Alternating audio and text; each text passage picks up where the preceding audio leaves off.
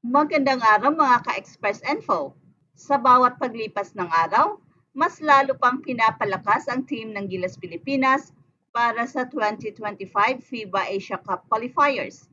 Hindi lang basta-basta paghahanda ang isinasagawa, kundi isang masusing strategy ang pinagbubutihan upang maibalik ang dating gilas ng basketball na kinagigiliwan ng bawat Pinoy. Sa kasalukuyan, unti-unting nagiging buo ang puzzle ng team. Ang mga Japan B-League stalwarts na sina Dwight Ramos at AJ Edo ay simulan nang nagpakitang gilas muli sa bansa. Ang kanilang pagbabalik ay malaking tulong para sa team, lalo na't inaasahan na magsilbing panghabang panlaban sa mga crucial moments ng laro. Ang kanilang presensya ay parang missing puzzle pieces na makakapuno sa gaps na naiwan ng iba pang mga key players. Well, sa kabila ng pagkawala ni Kai Sotto, na dating inaasahang magbibigay ng extra height advantage sa team, lumalabas na handa naman ang iba na punan ang kanyang puwang. Isa sa mga pinakamalalaking asset ng Gilas ngayon ay ang tinatawag na Triple Towers na binubuo ni Junmar Fajardo, Japit Aguilar at ang bagong dating na si AJ Edo. Well, hindi lang sila basta matataas kundi nagbibigay din sila ng matinding depensa at scoring sa loob ng paint. Ang kombinasyon ng kanilang taas, lakas at basketball IQ ay tiyak na magbibigay ng problema sa mga kalaban sa loob ng key. Sinasabi ng marami na sa kabila ng pagkawala ni Kai, nariyan ang triple threat upang maging backbone ng team sa loob ng court. Ang paghahanda ng Gilas Pilipinas ay hindi lang puro physical na training, kundi pati na rin ang mental aspect ng laro. Malapit na ang huling yugto ng qualifiers at alam ng team management na kailangan nilang mapabilis ang kanilang laro. At ito ang dahilan kung bakit inaasahan na makikipag-bonding at makikipaglaro agad ang mga pangunahing manlalaro sa Doha Tourney. Ang Doha Tournament ay hindi lang basta friendly games, ito ay magsisilbing tune-up games para sa mas mahirap na encounters sa mga susunod na laban. Ayon sa team manager na si Al Francis Chua, dadating na si AJ Edo, dadating na si Ramos, pero yung iba dediretso na sa Doha.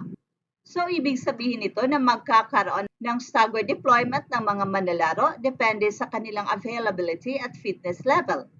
May ilang players na diretso na papunta sa Doha gaya ni na Chris Newsome at Carl Tamayo na agad makakapasok sa rotation.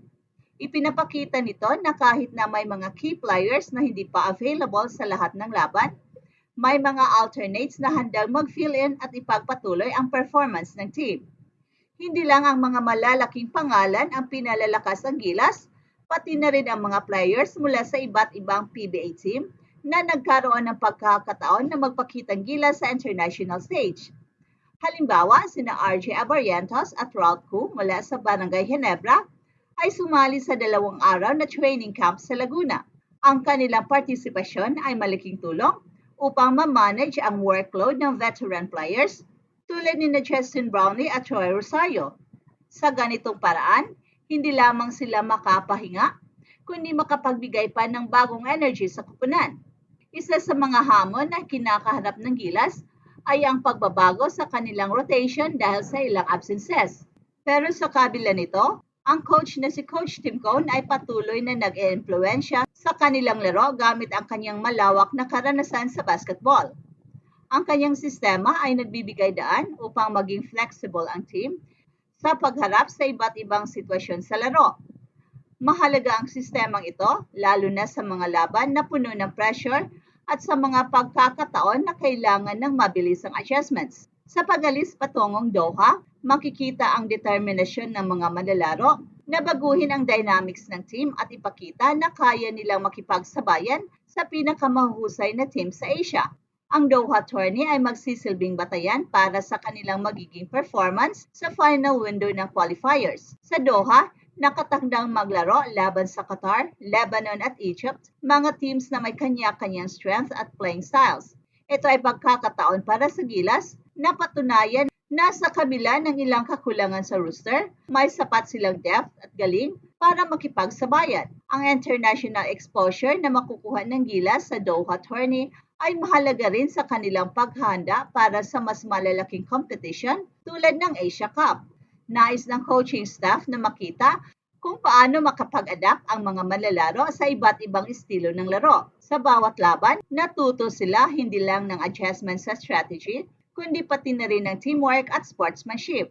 Ang karanasang ito ay hindi matutumbasan ng anumang training session sa bansa. At isa pang mahalagang aspeto ng paghahanda ng gilas ay ang pag-manage ng physical at mental na kondisyon ng mga manlalaro. Dahil alam ng management na malapit na ang qualifying games, binibigyan nila ng importansya ang pahinga at recovery ng kanilang mga players. Sinabi ni Choa na si Troy magpapahinga, si Brownlee may blisters, so pagpapahingahin namin.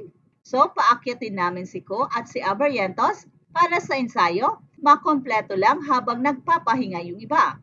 Ito ay nagpapakita ng pagkakaisa at pagkakaroon ng malalim na pag-unawa sa katawan at kapasidad ng bawat manlalaro. Ang team dynamics ng Gilas Pilipinas ay isang magandang halimbawa ng teamwork at resiliency.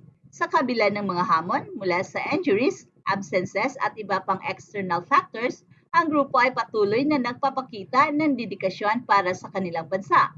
Ang pagbuo ng isang malakas at competitive na national team ay hindi natatapos sa mga players lamang, kasama rin dito ang suporta ng mga fans at ng buong bansa. Sa tuwing may laban ng Gilas Pilipinas, damang-dama ang suporta at pagmamahal ng bawat Pinoy. Sa pag-ikot ng mundo ng basketball, patuloy ang pagbabago at pag-unlad. Ang paghahanda ng Gilas Pilipinas para sa Doha Tourney at sa qualifiers ay isang hakbang patungo sa mas malaking pangarap na makapaghatid ng karangalan sa bansa sa international stage.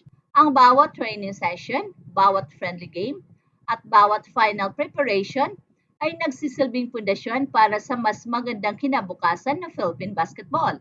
Ang mensahe ng pinalakas na Gilas ay hindi lang basta slogan.